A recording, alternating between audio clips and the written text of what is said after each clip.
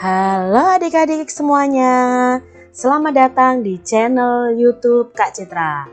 Hari ini kita akan belajar bersama-sama lagi untuk mata pelajaran tematik kelas 6. Kita belajar di tema 2, Persatuan dalam Perbedaan, subtema 1, Rukun dalam Perbedaan, pembelajaran yang keempat. Mari adik-adik kita belajar dengan penuh semangat. Menjaga kerukunan di lingkungan tempat tinggal merupakan tugas setiap warga negara. Jadi dimanapun kita berada, kita harus menjaga kerukunan.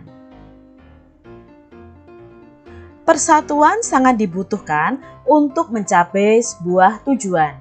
Segala perbedaan yang ada dikesampingkan untuk kepentingan bersama. Terkadang perbedaan yang dimiliki oleh suatu kelompok dapat memperkaya keputusan yang diambil. Menjelang proklamasi nih adik-adik, terdapat beberapa peristiwa penting yang perlu kita ketahui.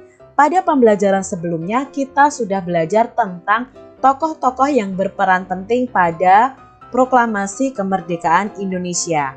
Nah, saat ini kita akan belajar peristiwa sebelum terjadinya proklamasi kemerdekaan Indonesia. Tanggal 9 Agustus 1945, sebelum proklamasi nih adik-adik, Insinyur Soekarno, Muhammad Hatta, dan Rajiman Widyodiningrat pergi ke Dalat Saigon untuk bertemu dengan Marsekal Terauchi.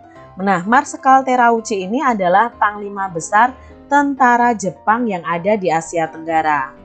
Panglima tersebut menyampaikan informasi kepada pemerintah Indonesia bahwa Jepang akan memberikan kemerdekaan kepada bangsa Indonesia.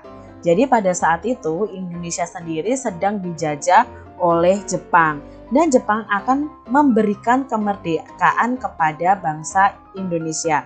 Itu janji dari Jepang adik-adik. Nah, saat itu adik-adik ternyata janji ini tidak dipenuhi. Tentara Jepang sedang terdesak oleh tentara sekutu.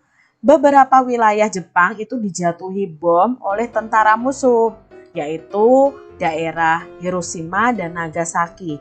Nah, daerah di Jepang ini dibom oleh Amerika Serikat yang termasuk dalam tentara sekutu. Nah, gara-gara ini nih, Hiroshima dan Nagasaki ini dibom, lalu Indonesia merasa bangkit untuk memerdekakan atau memproklamirkan kemerdekaan karena bangsa Jepang sedang dalam kondisi yang terdesak. Nah, untuk menarik simpati rakyat Indonesia, Jepang memutuskan untuk menghadiahkan kemerdekaan. Ternyata Jepang itu ingin menghadiahkan kemerdekaan karena mereka hanya ingin menarik simpati rakyat Indonesia. Pertemuan antara Panglima Jepang dan pemerintah Indonesia ini memicu pertentangan di dalam negeri. Terjadi perbedaan pendapat antara tokoh golongan tua dan golongan muda. Golongan muda tidak ingin kemerdekaan Indonesia itu diatur oleh Jepang. Jadi golongan muda ini inginnya Indonesia itu merdeka karena perjuangan mereka sendiri. Mereka menginginkan proses kemerdekaan Indonesia disiapkan oleh bangsa Indonesia sendiri tanpa ada campur tangan asing. Nah, itu tadi peristiwa yang terjadi sebelum proklamasi kemerdekaan Republik Indonesia. Jadi adik-adik, kemerdekaan kita ini tidak hadiah dari Jepang, dari yang dihadiahkan Jepang, tetapi kemerdekaan kita ini adalah benar-benar hasil dari perjuangan bangsa Indonesia. Nah, setelah ini ada peristiwa berikutnya, yaitu di mana Insinyur Soekarno dan Muhammad Hatta itu diasingkan adik-adik. Nanti kalian akan belajar di pembelajaran selanjutnya. Ada peristiwa Rengas Dengklok di situ. Nah, adik-adik, itu tadi peristiwa yang terjadi sebelum kemerdekaan. Berdasarkan bacaan tersebut, kalian bisa menulis informasi penting pada peta pikiran berikut. Nah, peta pikiran ini kalian buat di buku kalian masing-masing dengan membuat kalimat tanya berdasarkan bacaan peristiwa sebelum proklamasi kemerdekaan Republik Indonesia. Misalnya, mengapa Jepang ingin menghadiahkan kemerdekaan kepada Indonesia? Nah, jawabannya karena terdesak oleh tentara sekutu yang sudah mengebom Hiroshima dan Nagasaki. Lalu siapa yang akan memberikan kemerdekaan kepada bangsa Indonesia? Nah, itu adalah Jepang ya tadi ya. Nah, kalian buat peta pemikiran ini supaya kalian lebih mudah memahami peristiwa yang terjadi. Amati gambar berikut adik-adik. Seandainya kamu sedang bermain bersama mereka, apa yang harus kamu perhatikan terkait kerukunan dan persatuan? Nah, di sini ada Benny, Edo, Siti. Mereka itu berbeda-beda adik-adik, tapi mereka tetap bermain bersama. Mereka tetap rukun dan menjaga persatuan. Nah, kalian ketika bermain dengan teman-teman kalian juga harus menjaga kerukunan, menjaga persatuan. Walaupun kalian mungkin berbeda agama, berbeda suku, berbeda asal ya, berbeda budaya mungkin, berbeda warna kulit.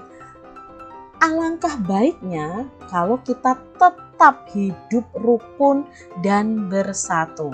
Perbedaan itu bukan menjadi penghalang kita untuk bersatu ya. Jadikan perbedaan itu sesuatu yang indah, sesuatu yang harus kita jaga ya. Tetap rukun adik-adik. Apakah kamu telah menerapkan nilai-nilai kerukunan terkait persatuan dan kesatuan dalam kehidupanmu sehari-hari? Nah, apakah kalian menerapkan adik-adik nilai kerukunan? Ya. Kita harus menerapkan nilai-nilai kerukunan supaya tercipta persatuan dan kesatuan. Jelaskan dan beri 3 contoh kegiatan dan perbedaan yang ada. Nah, ini kegiatan apa yang pernah kamu lakukan walaupun di situ ada perbedaan. Contohnya nih adik-adik, kerja bakti. Nah, itu kegiatan kerja bakti. Apa perbedaan yang ada dalam kerja bakti itu? Nah, mungkin perbedaan masing-masing orang itu punya perbedaan sifat yang berbeda, lalu agama yang berbeda. Mungkin waktu kerja bakti ada yang dilaksanakan hari Minggu. Nah, kebetulan hari Minggu ada warga di sekitarmu yang beragama Kristen atau Katolik harus pergi ke gereja. Nah, kamu memberikan kesempatan kepada mereka untuk pergi ke gereja, itu berarti kalian sudah menerapkan nilai-nilai kerukunan yang terkait dengan persatuan dan kesatuan. Kalian bisa cari contoh kegiatan yang lain dan jelaskan apa perbedaan yang ada dalam kegiatan tersebut. Lalu apa manfaat yang kamu peroleh dari nilai-nilai tersebut? Dari nilai-nilai kerukunan tadi, apa sih manfaatnya? Nah, manfaatnya akan tercipta persatuan, akan tercipta kesatuan, akan tumbuh rasa persaudaraan yang erat ya adik-adik ya. Ada kekeluargaan di dalamnya. Lalu ketika kita walaupun berbeda dan saling menghargai, maka di situ kita akan memiliki banyak teman. Banyak manfaat yang bisa kita peroleh jika kita hidup rukun. Nah, di sini ada beberapa nilai-nilai yang terkandung dalam sila Pancasila. Dari sila pertama yaitu ketuhanan yang Maha Esa. Yang pasti untuk sila ini kita harus takwa, kita harus toleransi, dan penghormatan kepada agama atau kepercayaan lain. Lalu juga harus ada kerukunan antar umat beragama. Sedangkan nilai-nilai yang terkandung dalam sila kedua adalah adanya persamaan derajat nih adik-adik, menghargai hak asasi manusia. Lalu kita juga ada solidaritas antar sesama manusia, sikap saling tolong-menolong sesuai dengan nilai Pancasila yang kedua. Lalu kita juga harus menjaga perdamaian. Lalu nilai-nilai Pancasila yang sesuai dengan sila ketiga yaitu persatuan Indonesia adalah menggunakan bahasa persatuan ya. Mungkin di tempat tinggal kalian ada berbagai macam suku ya atau orang-orang yang berasal dari daerah lain. Tetap gunakan bahasa persatuan Indonesia. Kita juga harus memperjuangkan nama baik Indonesia. Kita juga harus cinta kepada tanah air kita Indonesia dan mengutamakan persatuan dan kesatuan daripada kepentingan pribadi. Nah, adik-adik, di sila ketiga ini juga harus ada jiwa patriotisme dimanapun kita berada. Lalu, nilai-nilai yang sesuai dengan sila keempat Pancasila adalah menjadi pemimpin bangsa Indonesia itu haruslah bijak. Nah, adik-adik, kalau kalian menjadi ketua kelas pun harus bijak juga, ya. Kekeluargaan harus diutamakan. Nah, di sini sila keempat ini juga mementingkan musyawarah. Kedaulatan bangsa itu ada di tangan rakyat. Kebijaksanaan dalam mengambil solusi dengan musyawarah. Keputusan yang diambil harus berdasarkan musyawarah sampai mencapai kesepakatan bersama. Lalu kita juga tidak boleh memaksakan kehendak kepada orang lain. Itu sesuai dengan nilai-nilai Pancasila sila keempat. Lalu nilai-nilai yang sesuai dengan sila kelima Pancasila adalah kita itu harus berperilaku adil. Hak dan kewajiban orang lain itu harus dihormati adik-adik. Lalu kita juga wujudkan keadilan sosial bagi seluruh rakyat Indonesia. Dan tujuan rakyat Indonesia adalah adil dan makmur. Mendukung kemajuan dan pembangunan negara Indonesia juga merupakan nilai-nilai yang terkandung dari sila kelima Pancasila. Demikian tadi adik-adik pembahasan kita di tema 2, subtema 1, pembelajaran yang keempat. Semoga video pembelajaran ini membantu kalian belajar di rumah kalian masing-masing. Terima kasih sudah menyaksikan video dari Kak Citra. Sampai jumpa lagi di video pembelajaran selanjutnya.